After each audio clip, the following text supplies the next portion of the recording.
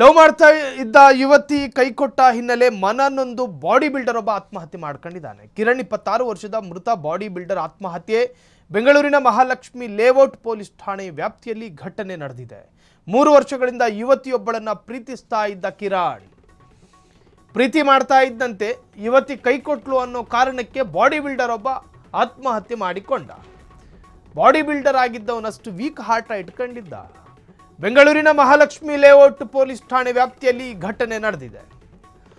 3 ವರ್ಷಗಳಿಂದ ಯುವತಿಯೊಬ್ಬಳು ಪ್ರೀತಿಸುತ್ತಿದ್ದ ಕಿರಣ್ ಪ್ರೇಯಸಿಯಿಂದ ಮದುವೆ ಆಮಂತ್ರಣ ಪತ್ರಿಕೆ ಪ್ರದರ್ಶನವೂ ಕೂಡ ಆಗಿತ್ತು. ಪ್ರೇಯಸಿಯ ನಿರ್ಧಾರದಿಂದ ಮನನೊಂದ ಕಿರಣ್ ಮನೆಗೆ ಬಂದು ಬಾಗಿಲು ಹಾಕ್ಕೊಂಡು ನೇಣಿಗೆ ಶರಣು. ಬಾಡಿ ಬಿಲ್ಡರೇ ನೇಣಿಗೆ ಹಾಕ್ಕೊಂಡ ಆತ್ಮಹತ್ಯೆ ಮಾಡ್ಕೊಂಡ ನಾವ್ಯಾವ ಲೆಕ್ಕ ಅಂಥೇಳಿ ಯಾರು ಅನ್ಕೊಳ್ಳೋದಕ್ಕೆ ಹೋಗಬೇಡಿ. ಜಿಮ್ಮಿಗೆ ಹೋಗಿ ಶೋಲ್ಡರಿನ ಮಸಲ್ಗಳನ್ನು ಬಿಲ್ಡ್ ಮಾಡೋ ಜೊತೆಗೆ ನಿಮ್ಮ ಮನಸ್ಸನ್ನು ಕೂಡ ಗಟ್ಟಿ ಮಾಡ್ಕೋಬೇಕು ಕಣ್ರಯ್ಯ. ಅವಳಿಲ್ಲದಿದ್ದರೆ ಇನ್ನೊಬ್ಬಳಿಲ್ಲದಿದ್ದರೆ ಅವಳು ಪಕ್ಕದವಳು. ಪ್ರೀತಿ ನಿರಾಕರಣೆ ಮಾಡೋದು ಬೇರೆ.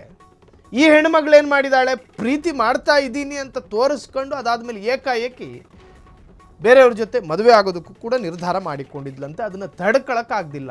ಆಗದೆ ಬಾಡಿ ಬಿಲ್ಡರು ನೇಣಿಗೆ ಶರಣಾಗಿದ್ದಾನೆ. ಕಿರಣ್ 26 ವರ್ಷದ ಮೃತ ಬಾಡಿ ಬಿಲ್ಡರು.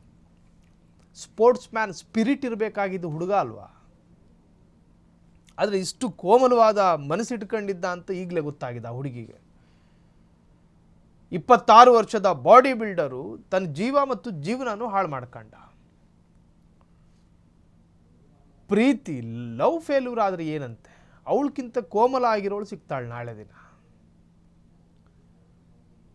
ಪ್ರೇಯಸಿಯ ನಿರ್ಧಾರದಿಂದ ಮನನೊಂದ ಕಿರಣ್ ಮನೆಗೆ ಬಂದು ಬಾಗಿಲು ಹಾಕಿಕೊಂಡು ನೇಣಿಗೆ ಶರಣು. ಮನೆಯ ಡೋರ್ ಓಪನ್ ಮಾಡಿದಾಗ ಪ್ರಕರಣ ಬೆಳಕಿಗೆ ಬಂದಿದೆ. ಮೃತದೇಹ ವಿಕ್ಟೋರಿಯಾ ಆಸ್ಪತ್ರೆಗೆ ರವಾನೆ.